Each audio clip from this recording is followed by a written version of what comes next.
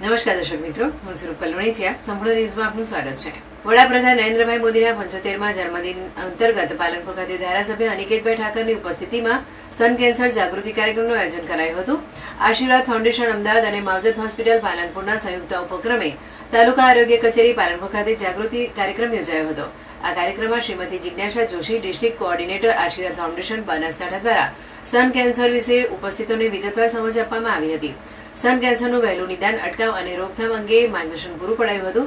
વડાપ્રધાનના જન્મદિન અંતર્ગત સતત 15 દિવસ સુધી પાલનપુર તાલુકાના તમામ પ્રાથમિક આરોગ્ય કેન્દ્રો, આયુષ્યમાન આરોગ્ય મંદિરો તથા મોટા ગામોમાં સ્તન કેન્સર અંગે જાગૃતિ બેઠકો યોજાશે, જેમાં સ્તન કેન્સર તથા આરોગ્ય સંબંધિત વિવિધ મુદ્દાઓની માહિતી આપવામાં આવશે.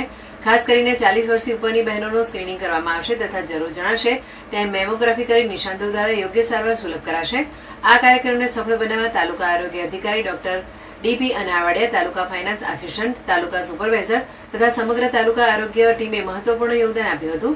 આ કાર્યક્રમમાં પાલનપુર તાલુકાની 100 થી વધુ આશા બહેનો, 20 થી વધુ ફિમેલ હેલ્થ વર્કર બહેનો, આયુષ મેડિકલ ઓફિસર પાયલ પ્રજાપતિ, તાલુકા હેલ્થ સુપરવાઇઝર સહિત બોડી સંખ્યામાં બહેનો ઉપસ્થિત રહ્યા હતા.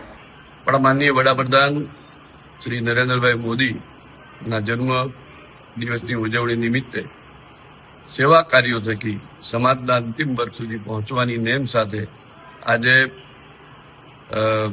ખાસ કરીને આશા વર્કર્સ, આશા બહેનો તરીકે સમાજની વચ્ચે જે વંદનીય કામ કરતી બહેનો માટે સ્તન કેન્સર જાગૃતિ અભિયાનની શરૂઆત કરાવી, જેમાં આશીર્વાદ ફાઉન્ડેશન અને માવજત હોસ્પિટલના સહયોગથી આ સમગ્ર 15 દિવસ સુધી એટલે કે 2 ઓક્ટોબર સુધી આવા વિવિધ કાર્યક્રમો થકી સ્તન કેન્સર વિશેની સમાજની અંદર જાગૃતિનું અભિયાન ચલાવવામાં આવશે.